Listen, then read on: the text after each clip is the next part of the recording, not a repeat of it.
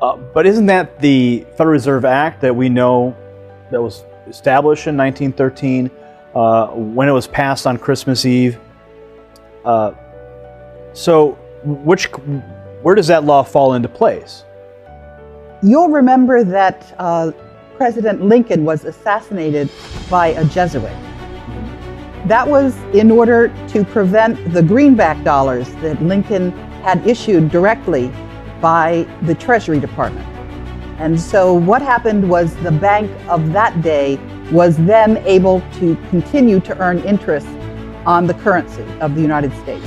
That was why he was assassinated. And the reason why we had that second Constitution enacted in 1871 is that is when the Revolutionary War debts fell due. As a matter of fact, one day I opened my mail and somebody mailed me the financing statement for those debts that, together with the unpaid interest on the debts, had accrued to the trillions of dollars.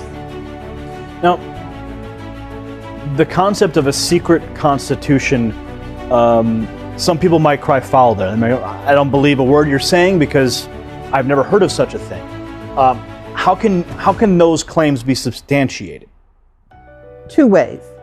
The first is that I will show you the minutes of the meeting of the patriots who met and looked at the State House records in Carolina when that secret constitution was enacted. And I can show you the financing statements for the Revolutionary War debt. That was the reason we got that second secret constitution. So is that second secret constitution, who is it in favor of? Is it in favor of the people or the corporate United States? It's in favor of the banks. It's certainly not in favor of the people. What happens when you have a child is your child is given a Social Security number. They estimate how many taxes your child is going to pay over his or her lifetime. And they take that birth certificate and they issue it on the capital markets and they earn money on it. Okay, so what you're saying is that the birth certificate itself creates a monetary value on the books with the Federal Reserve?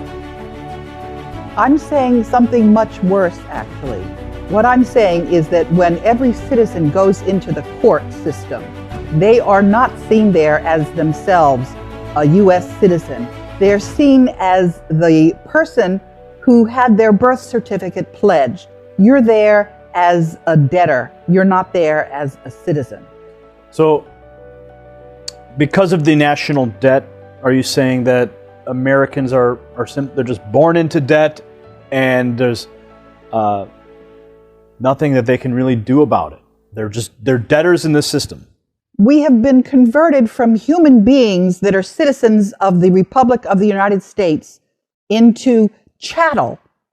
Chattel, that is a legal term for something which is property. We are now considered to be property of the Federal Reserve. We're not considered to be human beings and citizens of the United States.